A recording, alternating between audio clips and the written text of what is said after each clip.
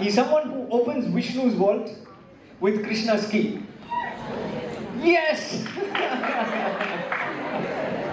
Someone whose knowledge and literary prowess can surprise even the best magicians of Master. His razor sharp wit guides us to take 13 steps to success in life. Please welcome the Chanakya of the 21st century, noted author, columnist, and somebody I'm very happy and glad to be able to call friend, Ashwin Sanghvi. It's always wonderful to be with you, and what a lovely audience. Give yourselves a big hand, guys.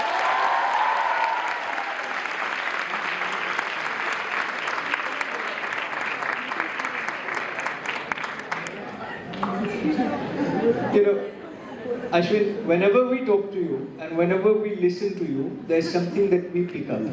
But when we read your books, there are many things, even more so, that we get to understand and learn. You write on Indian mythology, you write from across historical, spiritual, and folk origins. And you've been somebody who keeps mentioning this in one form or the other, that you must understand where you've come from, otherwise you won't understand where you're going. Yeah. But I want to ask you, what piqued your interest in writing? This is an important sort of story, particularly for all the youngsters here in the audience. I did not know that I was going to be a writer till I was 35 years old. The background that I grew up with was basically one, my father is a Marwadi, my mother is a Banya, so it's a deadly combination. I started working in my father's place of work sometime when I was 14 or 15. There was a Munimji who used to wear a topi, and he used to tell me that there are 6.5 lakh words in the dictionary, but the only 2 words that you need to remember are debit and credit. So don't waste your time with the other stuff, and in any case, don't read a book, read a balance sheet. So this was really the cultural context in which I grew up. My maternal grand uncle, who lived in Kanpur, was a voracious reader, and he used to send me a book every week to read.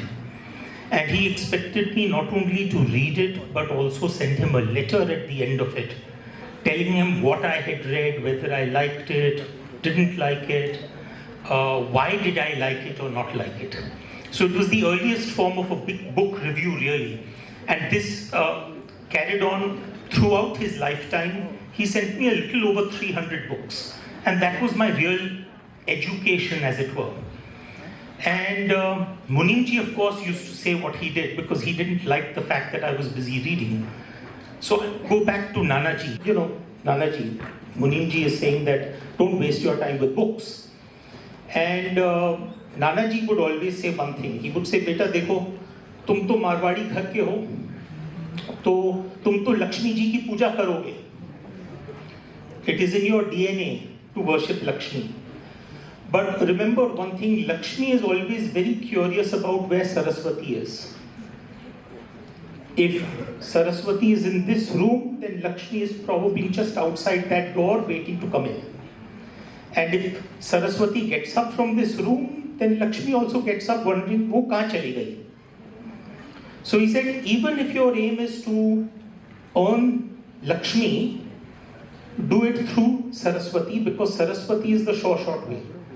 And he then also explained, he said, the only deity in Sanatan Dharma who can sit between these two Devijis is Ganesh. So live your life like Ganesh, which explains why I look the way I do. But essentially it has been a lifelong quest to keep Lakshmi on one side and Saraswati on one side. So that was the educational background. I did not know that it would have any impact whatsoever on me all the way through till 2002.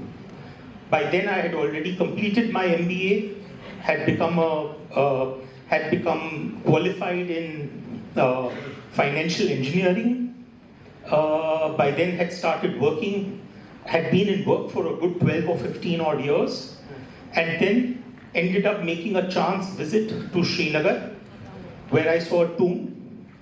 That tomb sort of fascinated me. I spent the next 2 years studying that tomb, and I didn't have any intention of writing a story on it.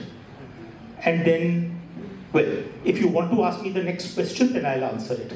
But otherwise, that's where I'll stop. That my life changed from that moment on.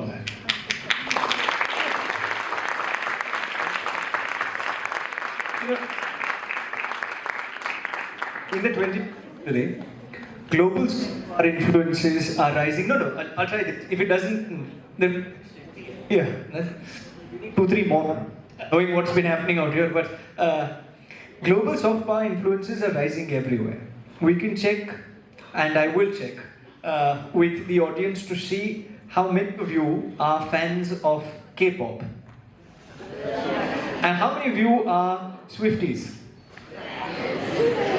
Now the reason why I asked this is because, do you see the amount of influence that is of global soft power influence on India's youth? Do you see the same vice versa when we go overseas? Is there a growing interest in mythological stories when it comes to overseas adolescents? So think about this. I think it was Robert Nye who said that at the end of the day, soft power and hard power go together. So, when you talk about soft power, what are you talking about? You're talking about basically winning over people with persuasion, with attraction, rather than with money and military. It's as simple as that. But the reality is that when you start looking at the global soft power rankings, what you will find is that the vast majority who are doing very well on the soft power index are also doing very well on the hard power index. So these two will go hand in hand. So as we as a country continue to progress economically, militarily, geostrategically, our soft power will also continue to have a greater impact around the world. That is not to say that we've not had a great impact. Think about this, in one of my little books on 13 steps, I've talked about this story where, Pandit Ravi Shankar was simply nothing else but an All India radio performer. And at that point of time, he became relatively good friends with the director of AIR. And the director then told him that, listen, Yehudi Menuhin, who was the great violinist, is coming into India, so why don't you perform with him? And Ravi Shankar did a performance which was then broadcast on All India Radio, and the two musicians became great friends. The net result was that a year or 2 years later, Yehudi Menuhin called Ravi Shankar to the US. That why don't you come and you perform here? So Ravi Shankar went to the US. Now, out there, he ended up meeting with someone called Nick Spock, who was at that time the owner of the largest music record label company. So he said, why don't you record at my studio? So Ravi Shankar goes there to record. And in the next door studio, there is a music group called The Birds, which is also recording. And they get a chance to hear Ravi Shankar's sound. And they say, wow, we've never heard this sound before. So Ravi Shankar is suddenly told that, listen, will you allow us to incorporate this sound in one of our tracks, which is incorporated. Now that track happens to be playing in the house of a great socialite at that time. There are some people in our world who are not famous for doing something, they are famous for being famous. And one of those was a lady called Zsa Zsa Gabor. And Zsa Zsa Gabor was very powerful, had a lot of media influence, And more importantly, she was very wealthy, not because she had worked for it, but because she had divorced many husbands. So she had a ton of wealth, and she was having this party where that track of the Birds was playing. And who else was at that party? It was George Harrison. And, suddenly there was this, hey, what is that sound? And eventually, Ravi Shankar gets a call from the Beatles saying, listen, we love the sound, can you teach us the sitar? And so a couple of them fly down to India and they sit in a houseboat in Kashmir for 6 months, learning how to play the sitar, which is then incorporated into a track known as Norwegian Wood, which then becomes the all-time hit of the Beatles. Now in 1969, if you had asked someone, can you name an Indian musician? Chances are that the only name that would have been popped up was Ravi Shankar, because he had performed at Woodstock in 1969. So the point I'm making is that the soft power of this country has always been there. For those amongst the crowd here who have watched, let's say, movies like, hypothetically, The Matrix, or today, if you even go back into so much of popular culture, whether it is yoga, whether it is meditation, whether it is chicken tikka masala, it doesn't matter. All of this is our soft power. The difference is basically that as of now, we have not yet been able to start garnering credit for it. And that will soon start happening as we continue to evolve.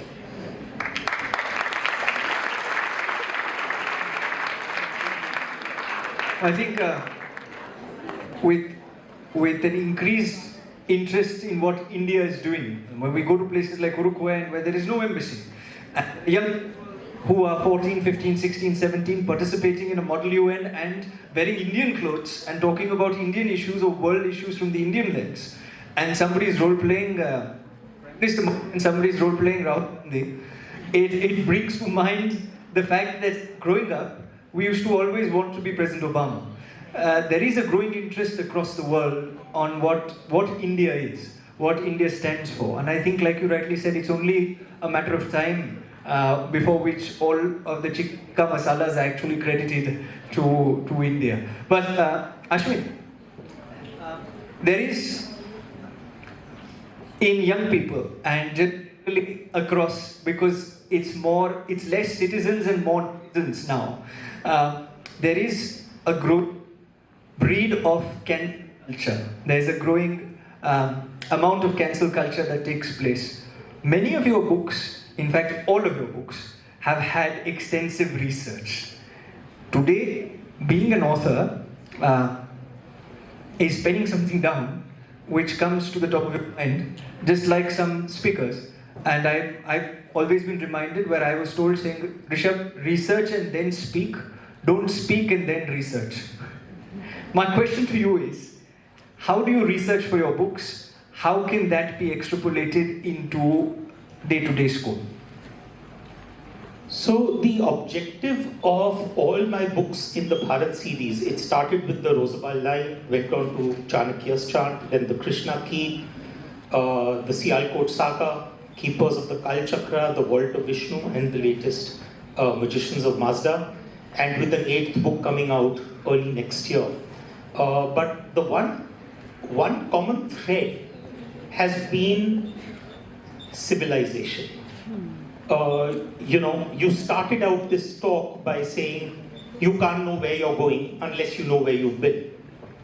And to my mind, that is one of the very important things which our education system has missed out on.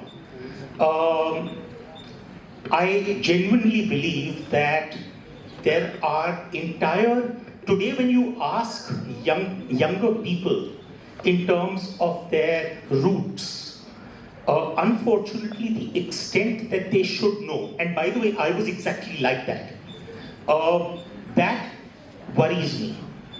Because it was precisely that approach probably which thousands of years ago wiped out entire civilizations. So, for example, today, where do we remember the Mithraic cults of Rome? Where are they? Or, for example, do we remember the Egyptian Ra and Horus? I mean, in the sense that, okay, they may be there in the temples, they may be there in your archaeology, they are there on the walls, but they are no longer worshipped. It's no longer a living civilization. Where is Zeus and Apollo and Hercules? So what happened to the great Greek civilization? Where do we remember the Incan and Mayan gods? So the point is, somewhere along the way, you need to start going back to those roots and saying, listen, let's make sure that while we are progressing, we also bring all of that along with us. I think this is the great advantage we have in Bharat, that we are a pre-Bronze Age civilization that continues to flourish. Let's be proud of it.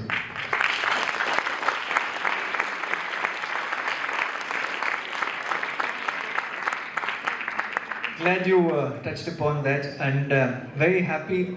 You know, you mentioned something about Zeus and mentioned something about the Greek gods. On a lighter note, they've been reduced to Percy Jackson now.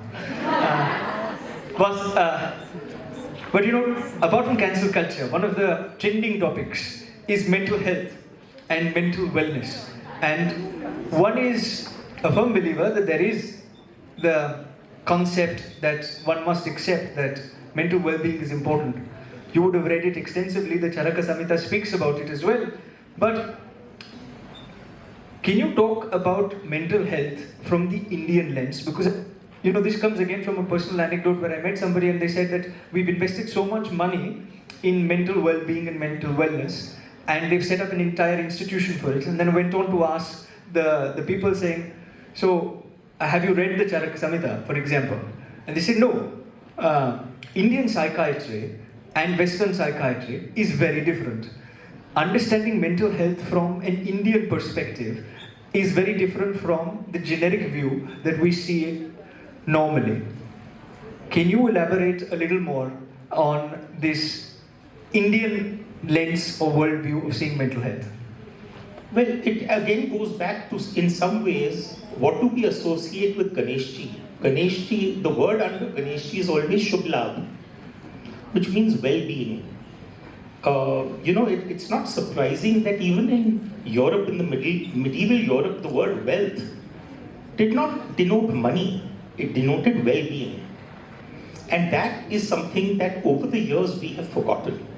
So I have always been one who believes that ultimately you can be happy or sad based upon whether you are content or not.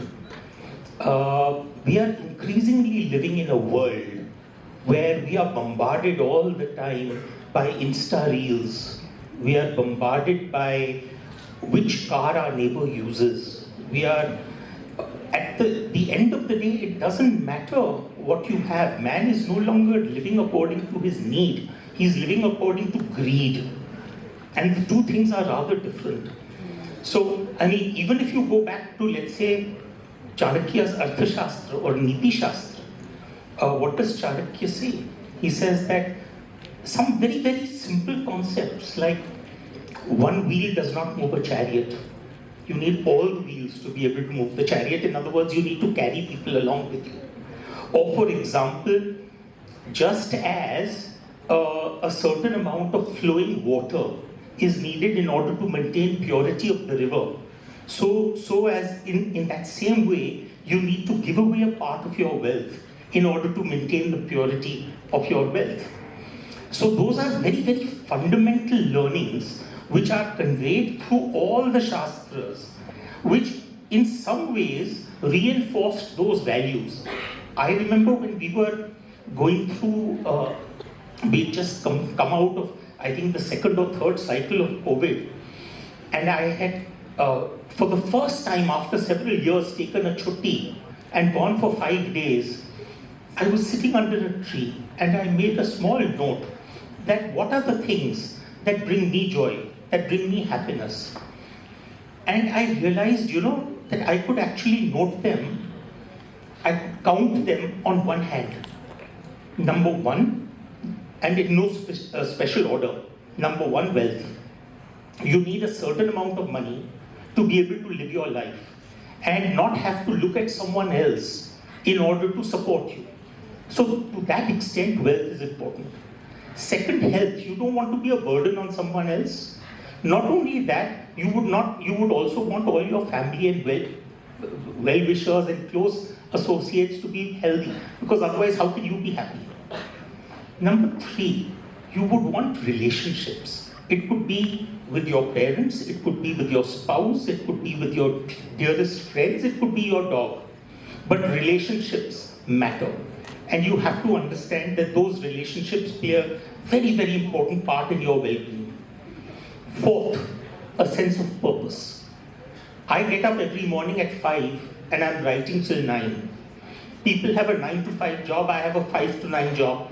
Even if I've had a late night, I will still be up at 5. Why? Because it's with a sense of purpose. I'm looking forward to writing that next chapter. And fifth, belief in a greater power. You don't need to give it any name. I have in the Krishna Ki talked about what I consider to be the higher power. But as long as you have faith that there is a greater power that will eventually somehow muddle through and make things right, then you can live to the next day. So those are the 5 things that drive happiness. Try and find the 6th. I challenge you.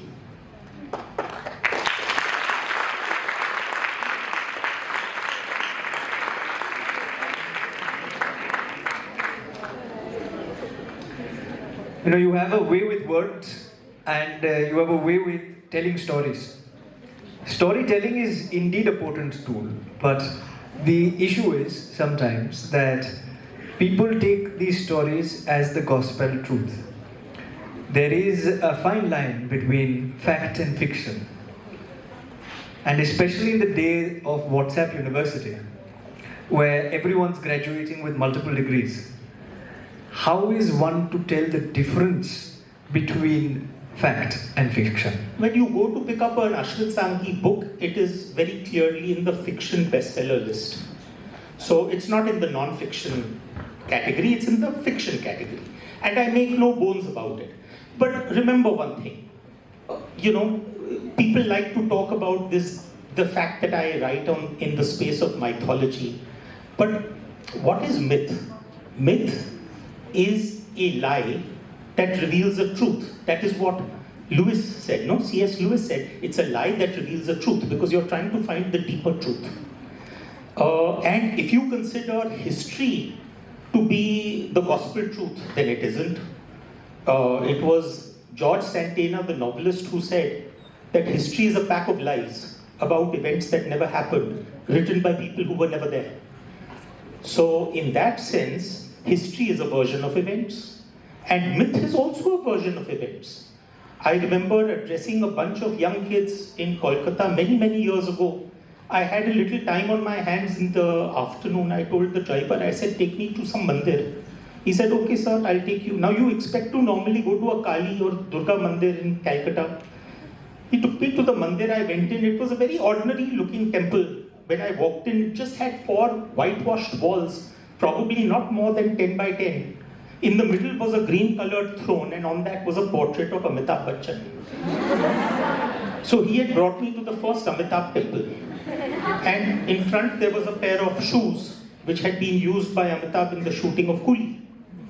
And there were people actually doing aarti and performing puja, and all of that was going on. And I pinched myself. I said, is this real? I came outside, waiting for my car, and a little boy came with a basket. Normally outside the mandir, you always have people selling agarbattis and phool patta and all of that. So I only bought one thing from him. It was a little booklet which I still have in my library. It's called the the Amitabh Chalisa. And that's the moment I realized that, no, this is serious stuff. This is very serious.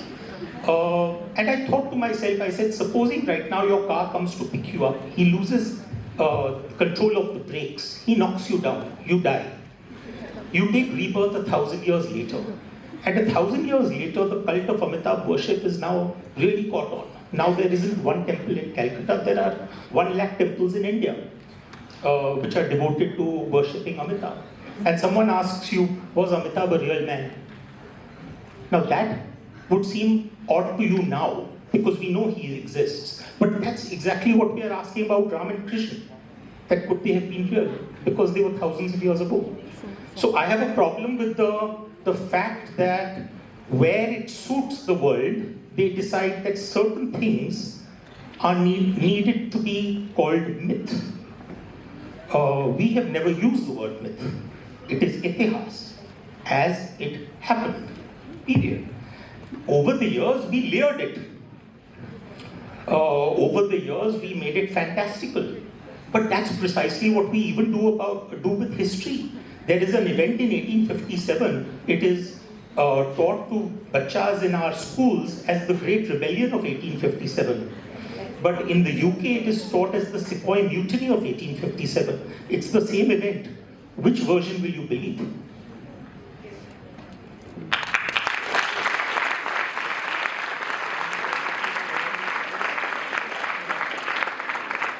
Often said that history is nothing else but the victor's story. And the victor's portrayal of what actually transpired, whether or not it actually transpired.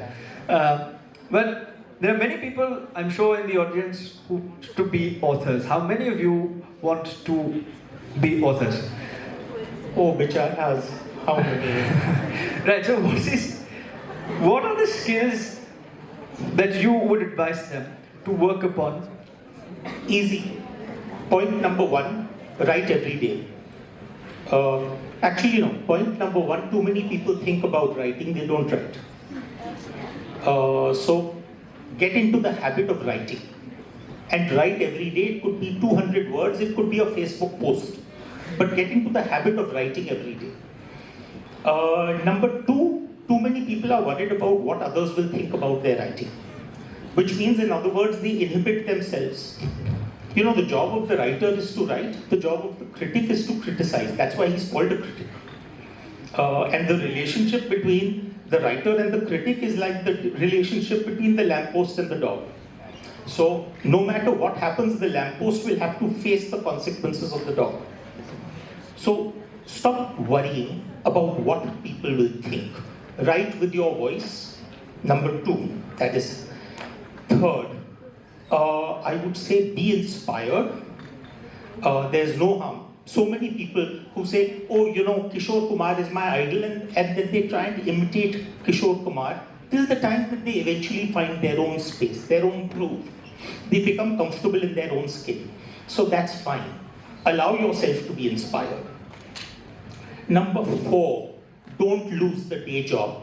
It's going to be a long, long time before the royalty checks start kicking in, and it's damn difficult to write when you're hungry.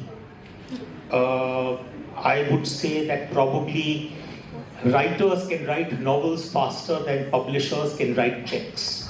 So really wait on and continue with the day job, because writing is something you can do at any time.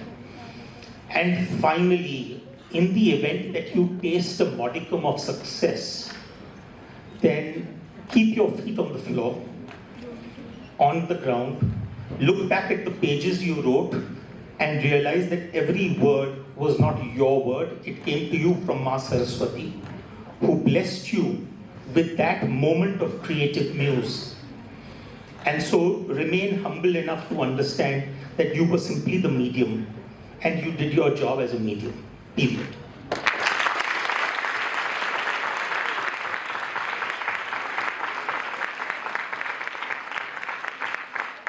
My last question.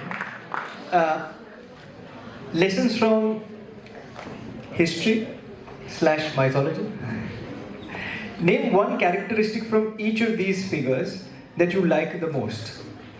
When I say Bhim, what is the one characteristic about him that you like the most? I would say probably abandonment. You see Bhim completely lost in that moment. To be able to live in the moment without too much of intellectual analysis is outstanding. I wish more of us could do that. When I say Krishna, Oh, cunning. But I would say more importantly, to be able to understand the value of right and wrong in the context of the circumstances in which that action is being performed. So you may say that a slap is something which is terrible, but in the event that a mother is slapping her child because he happens to be reaching out his hand into the fire, will that slap be equally bad? So the circumstances dictate the nature of the action. And I think that comes to us from Krishna.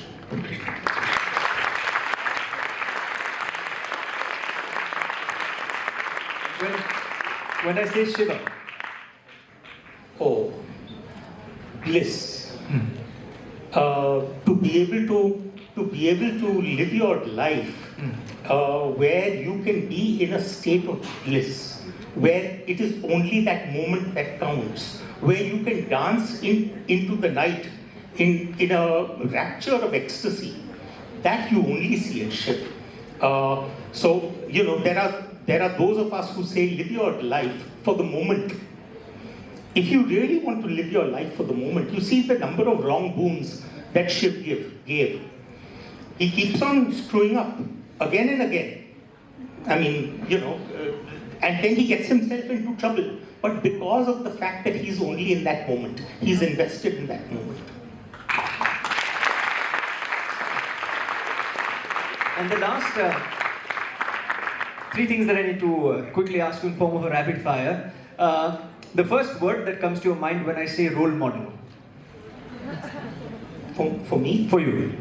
I would say probably, you know, maybe I'm biased in this, but probably Chanakya. Chanakya. I wish we had more Chanakyas. Our country would be in a far better place with the right Kautilya in place. When I say India, that is Bharat. What comes to mind? I would say, well, my good friend J. Sai Deepak probably comes first because of the title of his book. But more importantly, I would say the word that comes to my mind is civilization. That at the end of the day, this is so important. It is so critical.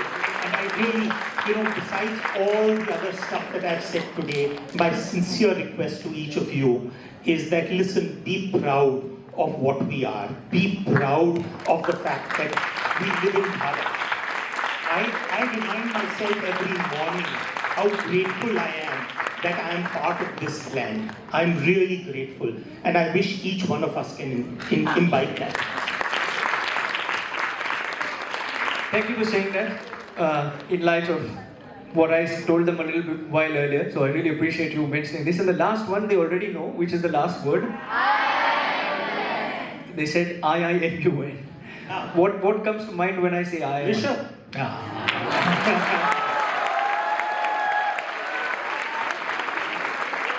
know, I don't know how many events I've done for IIMUN because of you, Rishabh.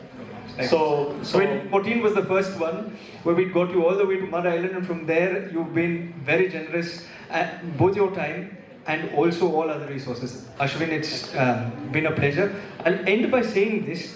You know, you said that everyone is a storyteller, but I will tell you that there are some who can tell stories better than others, and one who sits in front of us. Ladies and gentlemen, boys, Ashwin Sanghi.